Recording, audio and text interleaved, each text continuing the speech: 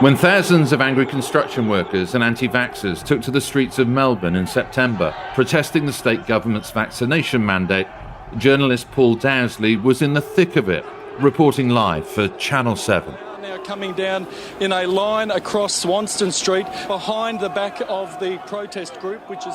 Suddenly, though, Dowsley became the story. Oh! Hey! Oh, hey! Dude! Hey, back off! Protesters grabbed the reporter and shoved him against a bin. They even threw urine over him. Us, both Rick, my cameraman colleague here, and myself, now being covered in what I believe is urine. I believe that this has been thrown and got it in my mouth. It's all. But the protesters weren't done. As Dowsley crossed to the anchor Mike Amor, viewers watched as a can was hurled at his head, a projectile that drew blood. They're very passionate. I've just been struck in the back of a head by a can. I'm not sure whether you saw that, mate. You okay, Paul? That really hurt. Look, they're passionate. They've had That's a not rough passion, time. Paul. They That's say not with passion. the state That's the government act shutting of down. cowardice. It was indeed a cowardly attack. But was it a sign of something more? Has the pandemic made people even more hostile towards journalists? Or are these kind of attacks only part of the story? And has the viral onslaught actually bolstered our standing with the public?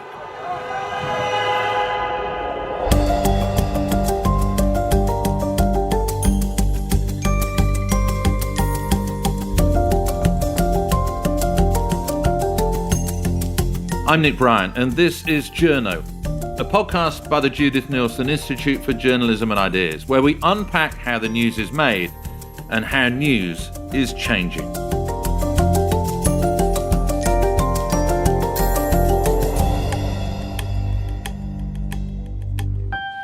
You guys right to go?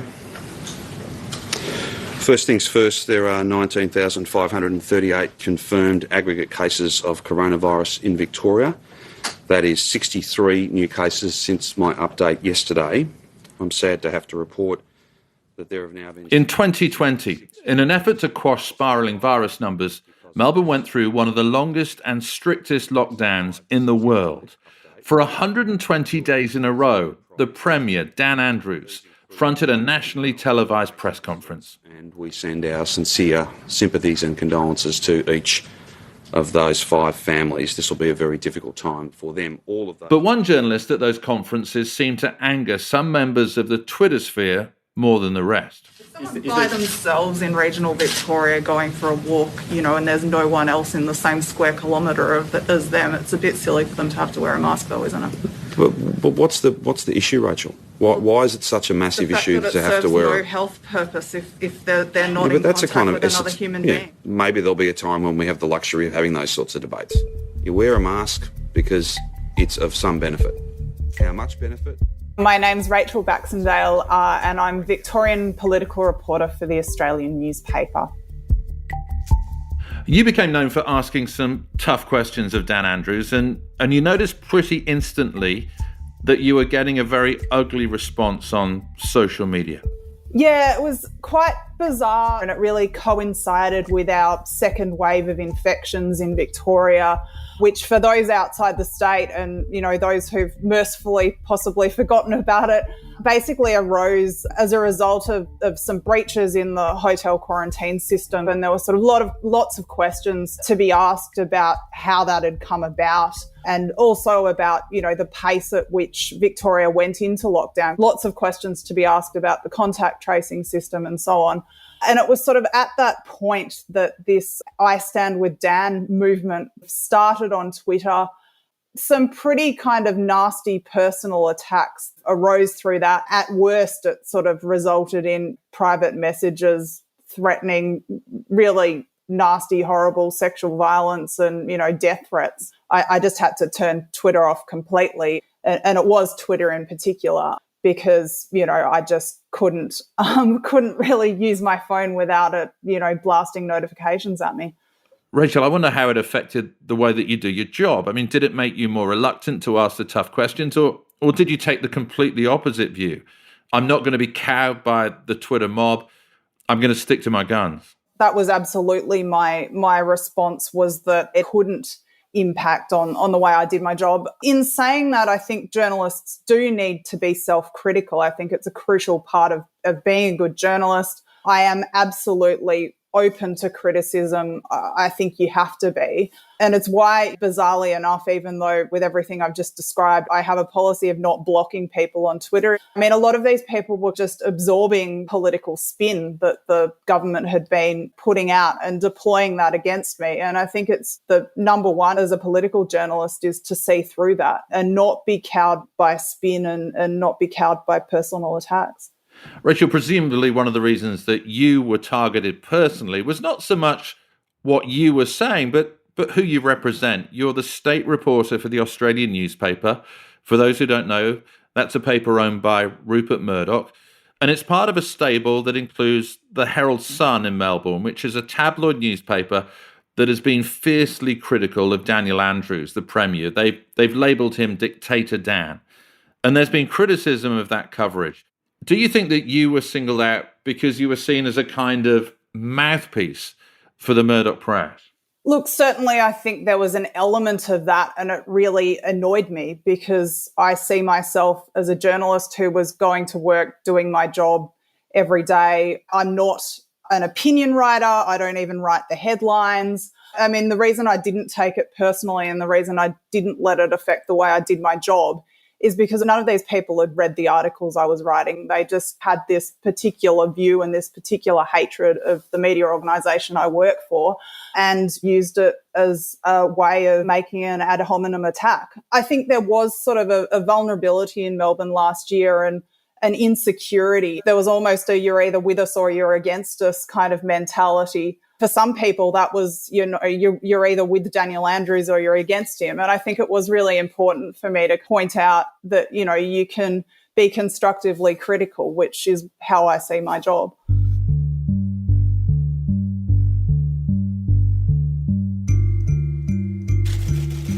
I'm intrigued by these daily press conferences. We've seen them the world over. Thank you very much. Thank you. Everybody, I want to set out our plan for managing COVID this autumn and winter. And I want you to cast your mind back exactly a year. Going through COVID, dealing with COVID, planning a reopening. Whether they've been delivered by Andrew Cuomo, the former governor of New York, Donald Trump, the former president of the United States, Boris Johnson in London. There are three key matters that Dr. Chant and I would like to convey this morning. Firstly, Gladys Berejiklian in Sydney, Daniel Andrews in Melbourne. And it's placed journalists in a different position. I mean, I speak as a former broadcast journalist who's often eyed press conferences as a moment to get your question on TV. There's a performative aspect to it. You're looking for a little bit of political theatre. Is that something you've noticed too?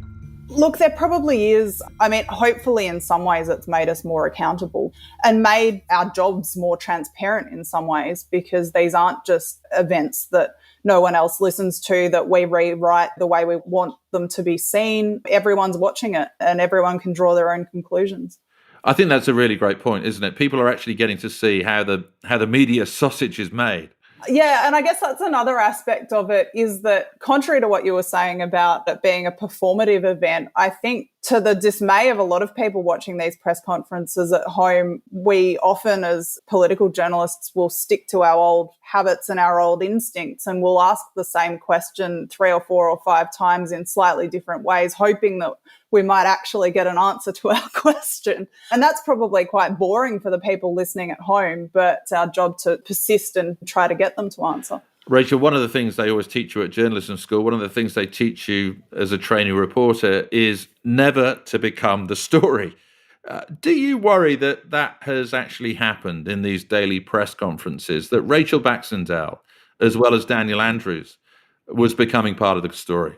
I think that is something that we do need to try to avoid. And to some extent, sometimes it was inevitable. Daniel Andrews sort of got to a point, it wasn't just me, but where he almost weaponized journalists' names because he was sort of appealing to the I Stand With Danners on social media and saying, look, it's this question from this journalist, the implication being that, if they didn't like me, they didn't need to take my questions seriously. Rachel, when we come to write the history books about the pandemic, and maybe there's a chapter that will be composed about the role of journalists and the effects on journalists, I wonder what you think that will say from your perspective in Melbourne, which has become the most locked down city on the planet. I think when it comes back to it, I come back to the fact that the vast majority of communications I was receiving and really helpfully, I mean, I got so many stories out of people contacting me saying, hey, I'm a public servant and I'm really worried about the decision the government's made here, or, I'm a small business owner and I'm really struggling and no one seems to be listening to me, or people working in hospitals, people from all walks of life. I hope that in some ways it's made our work more accessible and more transparent. Hopefully, ultimately, there have been some unexpected benefits that have come out of it. According to the Edelman Trust Barometer, trust in the media around the world has plummeted over the last year or so. But interestingly, Australia has bucked that trend. The media standing has increased by 12 points during the course of the pandemic. The public broadcasters ABC and SBS rank the highest. Liam Mannix, the national science reporter for the Sydney Morning Herald and The Age, has found his work more in demand than ever. The pandemic's been really difficult for me personally. Mentally, it's been really tough. But as a journalist, I think I've grown more in the last 2 years than I have in my whole career. You really get a chance to sit down with your craft and think about it and be reflective about it, what you did right, what you did wrong at a really high level. And, people are interested in it. People want to talk about it. People want to pull it apart. Look, I've had a torrid time, Nick. It's been really tough. It's been a lot tougher for many other people in the community, but it has been personally tough. But as a forge to get better at this job, I think there hasn't been anything better. Liam, you're not just covering a pandemic, you're also find yourself in the midst of an infodemic, this contagion of misinformation that your reporting is really sort of tackling in a way. Are you mindful of that? I suppose I am, Nick, yeah. I suspect journalism is not terribly well set up for reporting on a pandemic or a public health emergency. A lot of the news values that we use, the news judgments, the old idea, if it bleeds, it leads. Some journalists see a lot of value in those. I suspect they don't work terribly well in a pandemic when really there is a role for journalism in cutting through the misinformation, as you say, in presenting public health information that people can use, and possibly also in bringing the community together and giving them the information that they need to work together to beat the pandemic, because I think we will end up in a lot of strife if we are fractured and we are fighting one another. So I think that's been reflected a lot in my journalism. There are plenty of spaces that you could go to write about conflict in science and argument and scaring people and risk. I, in some cases, have tried to resist that and say, well, no, this is what the best evidence is. This is what the best experts say. Here is the information you need, rather than here's what the best experts say, but here's a bunch of people who say they're wrong and that you're going to die. You're a science reporter, Liam, and often the mantra is follow the science. But during COVID, there has been a difference in scientific opinion at times. I mean, especially over things like the wearing of face masks. Some countries adopted that very early. Other countries, based on scientific advice, didn't. When you're trying to sort of find this consensual view, how do you sort of go through the differing opinions within the scientific community? At times, that has been really difficult to do, Nick, and we probably haven't been able to do it. Masks was a great example. At the start, the consensus scientific opinion, which we reported, was that masks don't work. The evidence turned out to be pretty crummy. As more evidence came in, we had to say to people, well, the evidence is shifting and here's what the advice is now. That was partially about scientific communication, explaining how evidence can change. So in those cases, we have seen some conflict, and I think you probably see the scars of that scientific conflict in the community now, where many people continue to believe that masks don't work. The example I will give you of where I think we got it really right is kids and COVID. Now, there has been an enormous amount of heat and light in this space, with some scientists saying, it's going to kill kids. It's going to kill heaps and heaps of kids, and they're all going to get long COVID, and it's going to be awful. How can we do this to children? And so we looked at that, and we talked to who we thought were the absolute best experts. So the head of the Royal Children's Hospital in Melbourne and the Royal Children's Hospital in Sydney, and the head of the Paediatrics Association, and the head of the Murdoch Children's Research Institute. And we presented their views as these are the authorities. These are the people to listen to. And we really, elevated that. And we did that first because you could see pretty clearly in the evidence, even as a layperson, that they were right and that they, had a lot to go on. But we also chose not to escalate and elevate the voices of people saying kids are going to die, because realistically, the evidence didn't support their position. I personally chose to go pretty hard and say, look, kids are not at risk. This is the thing. And I think when you talk to the experts now, they're deeply upset about the media coverage from a lot of places, which has left parents with a really skewed understanding of the risk that their children faces and a really high level of anxiety. And I think you could look at that and say, well, that is journalism operating as normal, looking for conflict, elevating conflict, and it's had this really negative public health outcome. Is that what we want to achieve as journalists? I'm not sure it is. So what you've done during the pandemic is try to avoid what's often called both sidesarism. Exactly. The idea that you give equal weight to both arguments and you leave the reader really to make the decision. You are making those decisions. You are adjudicating as a science reporter. Is that what you're saying? Yeah, exactly, Nick. As a science reporter, there is an expectation that you will develop a level of expertise allowing you to evaluate the experts and the evidence. There probably, I don't think, is a lot of value in a science reporter who just says, here's a bunch of stuff, I don't know what it means. Here's a bunch of people, I don't know who is more expert than who. And at the start of the reporting, probably I did more of that because I couldn't honestly tell you who the more credentialed experts were, what the high quality evidence was. And I've worked really hard to get to a point where I feel like I'm more comfortable with who those experts are and where that evidence can be found.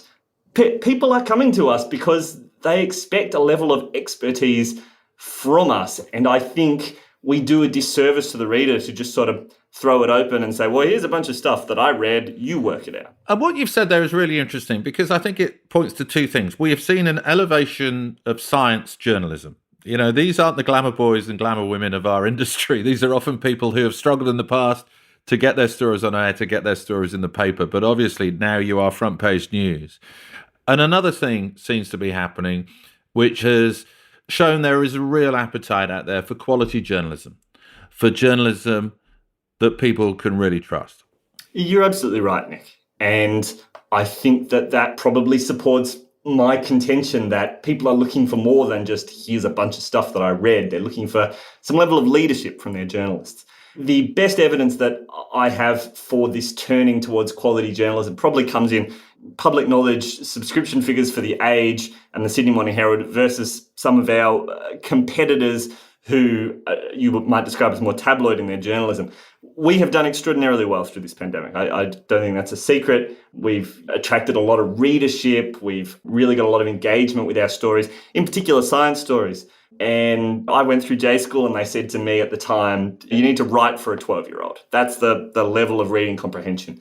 And I'm not doing that. I'm writing for people who have degrees. I'm writing quite high-level stuff, and readers love it. Readers are lapping it up. We've got many thousands of readers who have subscribed to a science newsletter now, which is quite a dedicated and niche thing that you wouldn't think people would be drawn to.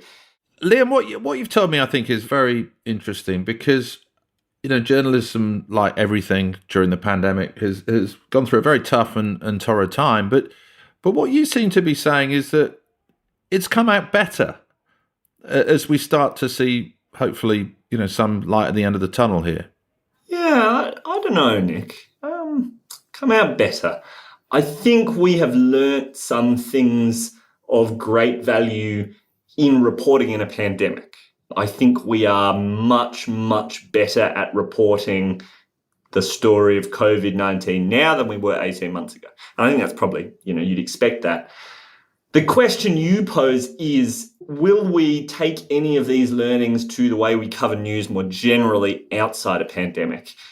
And I think it's probably too early to say. Certainly, I think I will approach it as a better, more capable, more equipped journalist.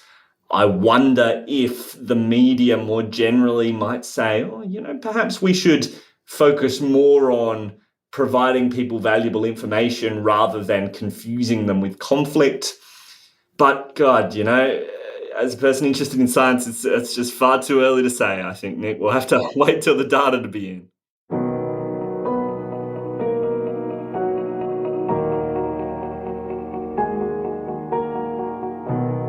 Australia, in one sense, has had it very lucky in this pandemic. The lockdowns have been severe and the mental toll certainly extreme. But compared with much of the world, deaths have been relatively low, as have case numbers.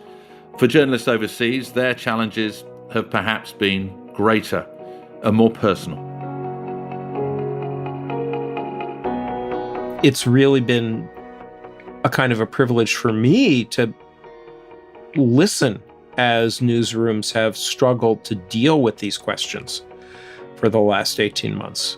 And some have done really well and some have struggled, but it's really interesting to be present, to be a witness to innovation as it's happening, to the reinvention of our craft in a way, and to one of the great moral challenges that journalism has ever faced in history.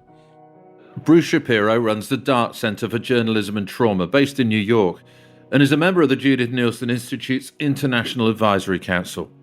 It's involved immersion in a high degree of fear on the public's part, a high degree of political upheaval and uncertainty caused by the nature of the pandemic.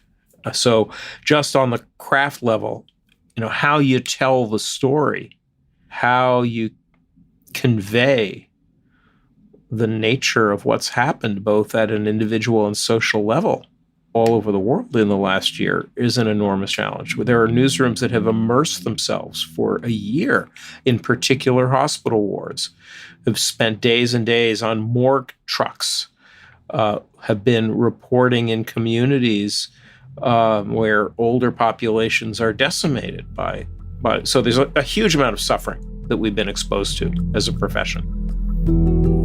As Indonesia struggles through this surge in COVID-19 deaths, there are too many grieving families and not enough workers to help bury the dead. Italy's coronavirus epidemic, already the second most deadly after China, has taken another dramatic turn. India is being swamped by a second wave of COVID-19. One of the things that struck me early on, Bruce, and I was in New York when it became the epicenter of this global pandemic, was the difference in previous danger stories that I had covered. There was always a plane to get you out of trouble. There was always a safe haven that you could go to at the end of the week or the end of the month. And another crucial difference, your family was never alongside you when you were in war or disaster zones. That made this very different to cover. Well, certainly. And, every journalist was navigating their own fears and their own family's safety and their own risk every single day going out. Now, I do have to say that what you describe is not new, right? Our colleagues who are journalists, local journalists in areas that are in chronic crisis, like parts of Mexico or the Philippines or Syria, Chechnya, Eastern Ukraine, journalists in those regions have lived with the balance of threat to themselves, the risk to their families, their own safety, that unremitting thing for a very long time. But what's new, what's different, is that in this pandemic, all journalists, every journalist in the world, became a crisis journalist covering their own community. Every journalist became a trauma journalist in a period of mass death and mass threat and mass fear. That is something we've never quite seen. And there was also the problem of not just confronting this story with your family alongside you, but often exposing your family to danger. I got COVID fairly early on. I suspect that I got COVID from reporting about COVID, and I gave it to my wife, and my wife was very heavily pregnant at the time and got COVID far worse than I did, and was almost hospitalized. In fact, a doctor told us she should go to hospital, but it was at that time in New York when ambulance drivers were really telling you, do not get in my ambulance if there's any way you can avoid it. So we didn't. We waited a couple of hours, her breathing improved. I wonder what the sort of impact of that is going to be. I mean, I certainly felt a lot of guilt around that. I dare say other journalists who've been in that situation have felt that same level of guilt as well. Yeah, I think there's a lot going on. I think, first of all, whether it's guilt or what some psychologists are calling moral injury, we're beginning to question both the adequacy of our work and whether our work at some point becomes part of the problem or part of endangering others that we end up feeling complicit in. We know from studies of journalists in crisis can lead to higher rates of burnout or PTSD or other kinds of distress. But I also think there's something sort of existential about our role of journalists. There have been other times in history when the classical disinterested stance of the journalist no longer seemed adequate. And I think that's, Nick, that's what you're describing. I found myself thinking back, for example, to the early 1960s and the civil rights movement in the United States. Well, I don't know what will happen now, but it really doesn't matter with me now, because I've been to the mountaintop, and I've seen the promised land. We want justice by any means necessary. We want equality by any means necessary. We don't feel that in 1964, living in a country that is supposedly based upon freedom, and a number of white reporters from northern newspapers and TV stations went south to cover the protests and went with their disinterested journalist, on the one hand this, on the other hand that toolkit, and found themselves being confronted with children being fire hosed and having dogs set on them, with the murders of nonviolent civil rights workers. And many of them came to feel that this disinterested stance was no longer adequate. And for a lot of reporters of that generation, that encounter with the violence of Southern segregation caused real turmoil and real argument about what the job of journalism should be. Some left major publications like Time magazine and went to little political magazines where they felt they could express their views more clearly. Still others went for a first-person voice, which had not been common in American journalism up until that point, in order to say, the subjective experience of this is the only way to get to truth. I think there's something similar here. We've seen this year, all of us as journalists were in one way or another in the middle of the story, the way that you and your family were in New York, a way that leaves a way in which the only route to truth sometimes is through a personal perspective or through a challenge to both sidesism. I mean, there was an infodemic in America, especially before the pandemic. The sort of scourge of misinformation was really contaminating your body politic, and obviously was a factor in the rise of Donald Trump. Do you think, again, that this is a moment where sort of journalism has hit back, where fact-based reporting has hit back? There is still a lot of suspicion of the media, capital T, capital M, There's a fragmented body politic that is receiving a whole lot of information without a single act of journalism being committed along the way through social media, information about vaccines and QAnon and all this sort of stuff, which is somewhere on the spectrum from nonsense to very, very dangerous, life-threatening lies.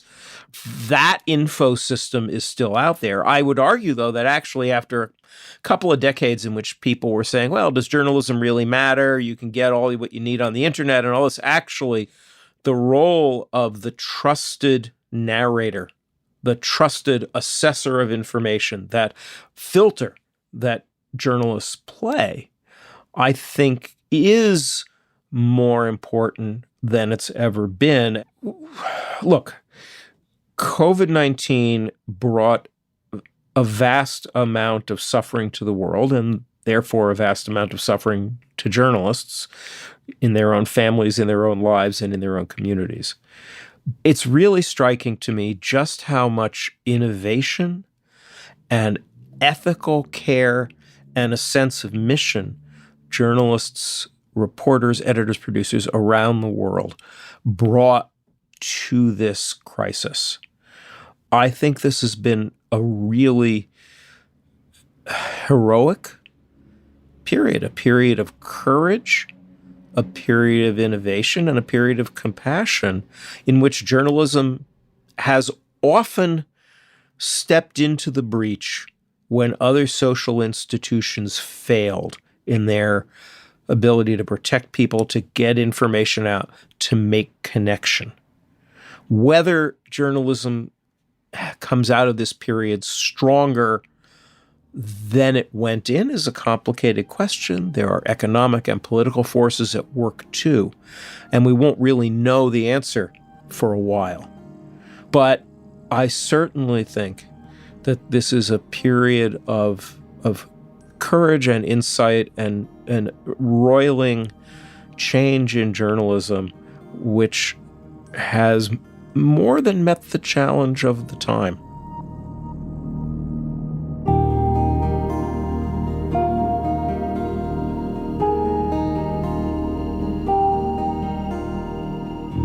When I worked in New York City, I used to walk past the 9/11 Memorial in Lower Manhattan every day. My bureau was just across the road. And what I noticed early on in the pandemic was that there were no fresh flowers there anymore. I never thought I'd cover a bigger story than the attacks of September the 11th. But COVID-19 has been even more consequential. It's already had a transformative effect on the way that journalists work. Here on Journo, for instance, I've only ever seen the team that produces it in Windows on my laptop. Remoteness and disconnection does not make for good journalism. We need to be in communities. We need to bear witness. We need to meet people face to face. We cannot be socially distant. But I do agree with what Bruce said at the end there. In some of the most trying circumstances I've ever witnessed as a journalist, I think the industry has risen to the challenge.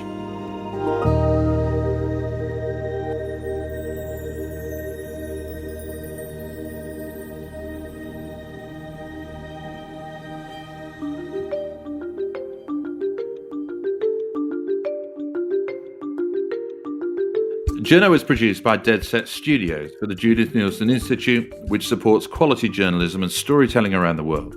You can find out more about the Institute's programs and events at jninstitute.org.